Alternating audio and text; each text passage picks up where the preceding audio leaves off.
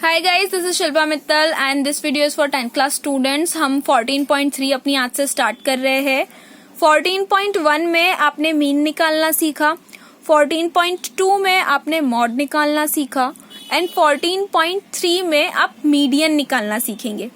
That how we calculate the median, हम median को कैसे कैलकुलेट कर सकते। So this is your first question. आपको यहाँ पे एक चार्ट दे रखा है जिसमें इलेक्ट्रिसिटी का कंजम्पशन मंथली कितना यूनिट में होता है उसका डिटेल है। टोटल 68 कस्टमर्स है यहाँ पर जिनका डिटेल दिया है। टेबल में आपको समझा देती हूँ। ऐसे 4 कस्टमर्स या कंज्यूमर है जिनका बिजली का बिल 65 से 85 यूनिट के बीच में बनता है। ऐसे 5 कंज्यूमर है जिनका बिजली का बिल 85 टू 105 यूनिट्स के बीच में बनता है। 13 ऐसे कस्टमर है जिनका बिल इलेक्ट्रिसिटी बिल 105-125 यूनिट्स के बीच में बनता है। 20 ऐसे कस्टमर है जिनका बिल 125-145 के बीच में बनता है। 14 ऐसे कस्टमर्स है जिनका बिल 145 से 165 यूनिट्स के बीच में बनता है। 8 ऐसे कस्टमर्स है जिनका इलेक्ट्रिसिटी बिल 165 से 185 यूनिट्स के बीच में बनता है। और 4 ऐसे कस्टमर्स है जिनका बिल 185 से 205 की यूनिट्स के बीच में बनता है। सो अब इस क्वेश्चन में आपको लिखा है find mean, mod and median.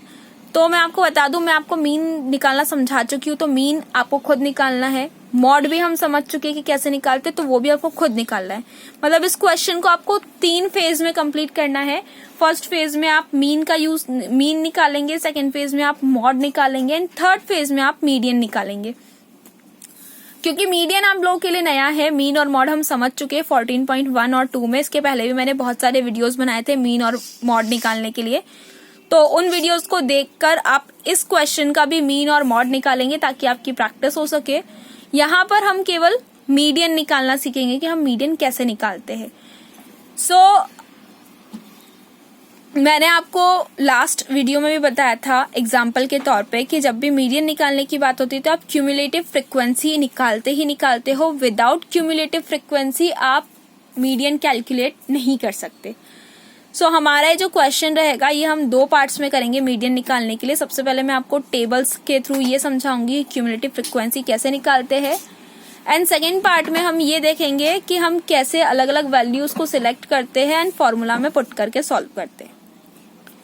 ये जो 2 कॉलम है ये आपको गिवन है, like monthly consumption, class interval जिसे हम कहेंगे, कंज्यूमर्स जिसे हम फ्रिक्वेंसी कहेंगे, और यहाँ हमें निकालनी है क्यूमुलेटिव फ्रिक्वेंसी।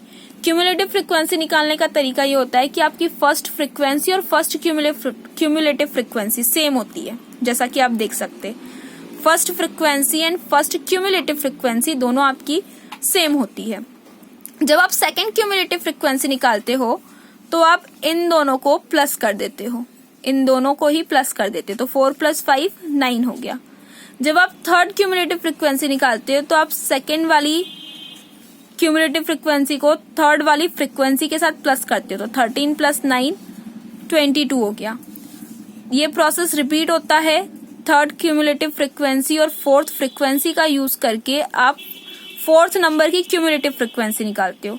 फिर 42 और 14 प्लस होगा तो 56 आएगा, फिर 56 और 8 प्लस होगा तो 64 आएगा, और फिर 64 और 4 प्लस होगा तो 68 आएगा।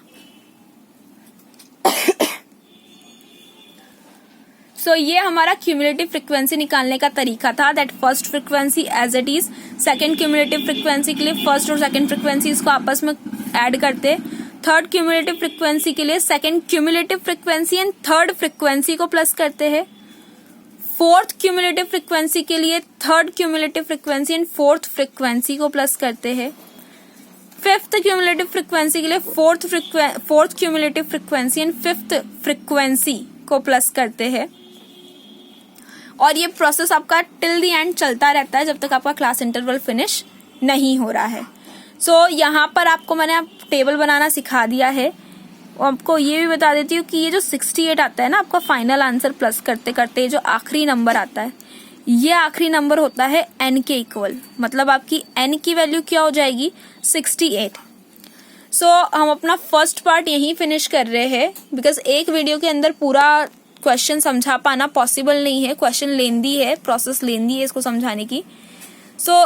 इस फर्स्ट पार्ट में मैंने आपको टेबल बनाना सिखा दिया है, n की वैल्यू कैसे निकालते हैं वो बता दिया है।